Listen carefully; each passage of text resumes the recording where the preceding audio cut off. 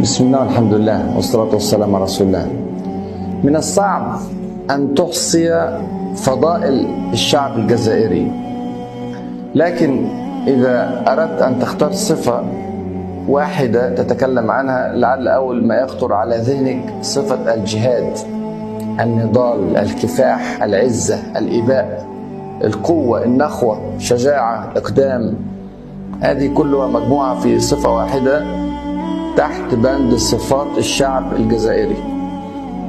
الجزائر في الوقت ده كانت تحت رئاسة هواري بومدين، وما أدراك من هواري بومدين؟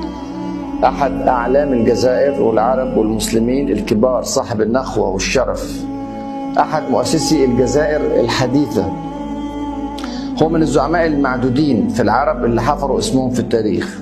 الناس كانت بتعتبره ان هو زعيم العرب الاول بعد وفاة عبد الناصر، وهو طبعا احد اقطاب حركة عدم الانحياز، وليه تأثيرات كبيرة جدا على مجريات السياسة، لا اقول في الجزائر ولا في العرب ولا في افريقيا ولكن في العالم. والغريب جدا جدا جدا في حياة هذا الرجل ان هو مات وعنده 46 سنة. لما مات سنة 78 27 ديسمبر سنة 78 كان عنده 46 سنة فقط.